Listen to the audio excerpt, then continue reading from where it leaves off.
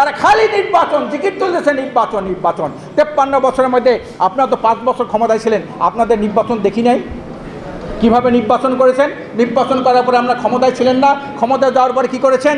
বাংলাদেশের দুর্নীতিতে 5 বার বিশ্ব চ্যাম্পিয়ন আপনারা বানিয়েছেন না? এখন আবার আপনারা কী করেছেন? আপনাদের সেই 5ই আগস্টের পরে যে আপনাদের গ্রহণযোগ্যতা ছিল মানুষের, এখন কি তা আছে? আজকে তলানিতে ঠেকে গেছে। চাঁদাবাজি, দখলবাজি থেকে শুরু করে নিজেরা নিজে হত্যা করেন। প্রায় 60-70 জন মানুষ নিজেরা আপনার চাঁদাবাজির জন্য, দখলবাজির জন্য আপনার হত্যা করেছেন। ইউনূস সাহেব হলো ভারতের জন্য সবচেয়ে বড় গলার কাটা। কোনো দল ভারতের গলার কাটা না। তা চিন্তা করে এক লেনদুব দর্জিকে ছড়াইছি, আর নূতন যে আসবে সে তাকে আবার লেনদুব দর্জি বানাবো। এই ইউনূসকে, ডক্টর ইউনূস সাহেবকে সরানোর জন্যে নির্বাচনটা জিকির উঠছে।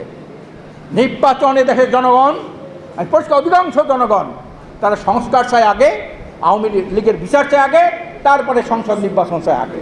অধিকার কেউ কাউকে দেয় না, অধিকার আদায় করে নিতে হয়। আমি বর্তমান ইউনূস সাহেবকে বলবো, আজকে দেশ স্বাধীন হয়ে 53 বছর, 53 বছরের মধ্যে এদেশে অনেক নেতার পরিবর্তন হয়েছে, অনেক দফার পরিবর্তন হয়েছে, সরকার কাঠামো অনেক পরিবর্তন হয়েছে। এদেশের মানুষ সংসদীয় পদ্ধতি সরকার দেখেছে, প্রেসিডেন্সিয়াল পদ্ধতি সরকার দেখেছে, সামরিক সরকার দেখেছে, তত্ত্বাবধায়ক সরকার দেখেছে, অন্তর্বর্তীকালীন সরকার দেখেছে। এত কিছু দেখার পরেও দেশ ও জাতি তথা মানবতার ভাগ্যের কোনো পরিবর্তন হয় নাই, মানুষ অধিকার প্রতিষ্ঠিত হয় নাই। কেন হয় নাই?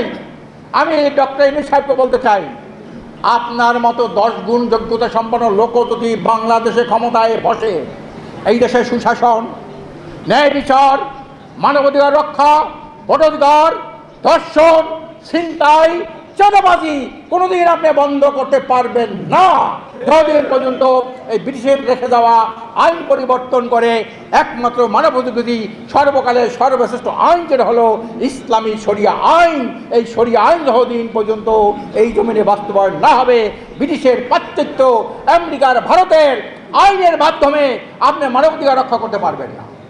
আপনি দুর্নীতি দুঃশাসন বন্ধ করতে পারবেন না, চুরি ডাকাতি বন্ধ করতে পারবেন না। আপনার আমলে 8 বছরে মেয়েরা ধর্ষিত হয় কিভাবে? 6 বছরে মেয়েরা ধর্ষিত হয় কিভাবে? কেন আপনি পারেন না? আপনার আমলে এখনও সেই দুরাচার, স্বৈরাচার, ভারতের পাচাটা লেনদুব দর্জি, বাংলাদেশের লেনদুব দর্জি শেখ হাসিনা। এই লেনদুব দর্জির তার যে সহচর ছিল, সেই সহচরগুলি পুলিশ থেকে শুরু করে বিভিন্ন সচিবালয় সেগুলো বসা আছে, আপনাদেরকে সরাইতে পারেন না।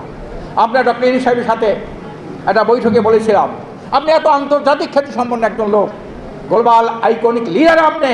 আমরা বলতে চাই, এই যে টাকা চুরি করেছে, টাকা পাচার করেছে, মানুষকে গুম হত্যা করেছে, গণহত্যা চালিয়েছে, মানবাধিকার লঙ্ঘন করেছে, এই চোর ডাকাতগুলি, মানবতার হত্যাকারী এই লোকগুলি পালিয়ে গেল কিভাবে? এটা একটা প্রশ্ন না? পালিয়ে গেল কিভাবে? ভারত বলেছে হাসিনাকে তো আমরা নিয়ে আসি নাই, তোমরা এখানে দিয়ে গেছো, তোমরা তাকে নিয়ে যাও। মানে কি? দেশটা কোথায় যাচ্ছে? তুলনামূলকভাবে ইউনূস সাহেব আরো ভালো ভালো ভালো 53 বছর ইতিহাসে ইউনূস সাহেব অনেক ভালো, কিন্তু আইন যতদিন পরিবর্তন না হবে। আসলে ব্রিটিশরা কি করেছে? 200 বছর আমাদের শোষণ করেছে না, তা লুণ্ঠন করেছে না? সেই ব্রিটিশ আইন দিয়ে আমরা একটা সোনার দেশ বানাবেন, নূতন বাংলাদেশ বানাবেন, বোকার স্বর্গে বাস করা ছাড়া কিচ্ছু না। আমেরিকার আইন দিয়ে আপনি দেশ চালাবেন। আজকে ট্রাম্পের একটা বক্তব্য আছে যে ন্যায় বিচার সততা দিয়া শক্তিমত্তা মাপা যায় না, শক্তিমত্তা মাপার একমাত্র মানদণ্ড হলো অস্ত্র শক্তি। আজকের বলে আজকে ফিলিস্তিনে হাজার হাজার মানুষ আজকে সেখানে হত্যা করেছে, নারী শিশুদেরকে হত্যা করেছে, আমেরিকা সেখানে অকাতরে অস্ত্র দিচ্ছে। আমরা এই দেশে কিছু দল আছে আমেরিকার সাহায্য নিয়ে, তাদের পৃষ্ঠপোষকতা নিয়ে তারা ক্ষমতায় বসতে চায়। আমি আগে বললাম, আগে যখন হামাস উপরে আক্রমণ করছে গাজার উপরে, তখন বললাম যে আপনারা এটা প্রতিবাদ করেন না কেন? আমেরিকা খেপে যাবে। আমেরিকাকে এই জন্য করে নাই। এইবার কেন করেন? এইবার না করলে জনগণ খেপে যাবে। কাজে এই জন্যে প্রিয় ভাইরা আমার, সত্য খুঁজতে হবে, সত্য অনুসন্ধান করতে হবে। আমরা সেই 92% মানুষ মুসলমান, মুসলমানের সঙ্গে আল্লাহ পাক কোরআন দিয়েছেন ফামান আসলামা ফাউলাইকা তাহাররাও রাশাদা। মুসলমান সে যে সত্যকে খোঁজে, সত্যকে খুঁজে সত্যটাকে গ্রহণ করে। কোন আইন শ্রেষ্ঠ? ব্রিটিশ আইন শ্রেষ্ঠ না আমেরিকার আইন শ্রেষ্ঠ না রোমান আইন শ্রেষ্ঠ না ল্যাটিন আইন শ্রেষ্ঠ না ইসলামী আইন শ্রেষ্ঠ? ইসলামী আইন মানতে এত বাধা কেন, এত অনীহা কেন? ইসলাম হলো শাসকের জন্য, ইসলাম হলো শাসিতের জন্য, ইসলাম হলো যারা ক্ষমতায় থাকে তাদের জন্য, ইসলাম হলো জনগণের জন্য। এই জন্য শাসকরা মনে করে ইসলামী আইন হলে আমি মুক্তি পাবো না, আমারও বিচারে কাঠগড়ায় দাঁড়াতে হবে।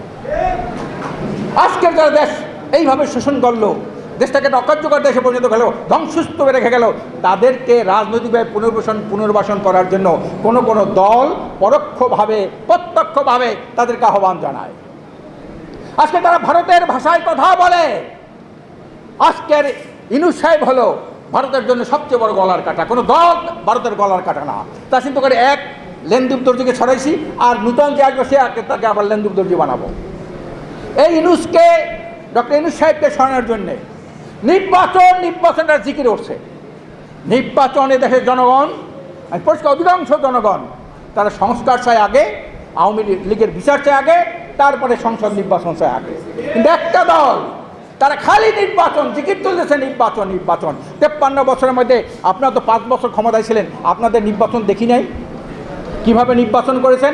নির্বাচন করার পরে আমরা ক্ষমতায় ছিলেন না, ক্ষমতায় যাওয়ার পরে কী করেছেন? বাংলাদেশের দুর্নীতিতে 5 বার বিশ্ব চ্যাম্পিয়ন আপনারা বানিয়েছেন না?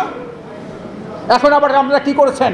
আপনাদের সেই 5ই আগস্টের পরে যে আপনাদের গ্রহণযোগ্যতা ছিল মানুষের, এখন কি তা আছে? আজকে তলানিতে ঠেকে গেছে।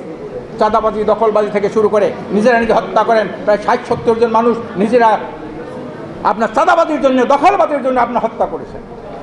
প্রিয় ভাইরা, আসুন, আল্লাহ পাক বলছেন তোমরা তোমার ভাগ্যের পরিবর্তন না করলে আমিও তোমার ভাগ্যের পরিবর্তন ঘটাবো না। আসুন সত্য গ্রহণ করি, সত্যকে জমিনে বাস্তবায়নের জন্য চেষ্টা করি। সত্য যদি রাষ্ট্রীয়ভাবে প্রতিষ্ঠিত হয়, ইসলামী শরিয়া বাস্তবায়ন না হয়, তাহলে যতই নেতার পরিবর্তন হোক, আর যতই দফার পরিবর্তন হোক, যতই আপনি সংস্কার করেন, কোনো কিছুতে দেশ, জাতি তথা মানবতার কোনো কল্যাণ আসবে না। আসুন, আজকের আমি আবারও বলছি, আজকের এই কাউন্সিলর সমাবেশে আমি সবাইকে সরকারকে আহ্বান জানাবো, প্রধান সরকারের কাছে আপনারা স্মারকলিপি দেন। আমরাও প্রতিবাদ জানাবো যে ন্যায্য দাবি আজকের আওয়ামী ফ্যাসিস্টদের দোসররা কেন ক্ষমতায় থাকে, তাদের পদে বহাল থাকে, আর যারা স্বতন্ত্রভাবে নির্বাচন করেছেন, জুলুম নির্যাতনের শিকার হয়েছেন, তাদেরকে অচিরেই অবিলম্বে তাদেরকে এই পদে পুনর্নিয়োগ দেওয়া হোক। কারণ হলে এটা দিলে তাও হবে, এটা অনেক প্রসারিত হবে, মানুষজন এদের পক্ষে, এই জনস্বার্থে, এই কাউন্সিলরদের পক্ষে আবার কিন্তু রাস্তায় নেমে যাবে। সংগ্রামী ভাইরা আমার, আসুন আমরা এই মজলুমের পক্ষে, আজকের যেসব ভাইরা বসেন তারা মজলুম, এই মজলুম মানুষের পক্ষে একজন ইমানদার দেশপ্রেমিক মানুষের থাকে একান্ত কর্তব্য। আমরা ইসলামী আন্দোলনের পক্ষ থেকে আমরা মজলুমের পক্ষে আছি। আমরা যারা জুলুমের শিকার, এই জুলুমবাজদের আমরা পতন চাই, মজলুমের অধিকার প্রতিষ্ঠা চাই। আমা তৌফিকি ইল্লা বিল্লাহ।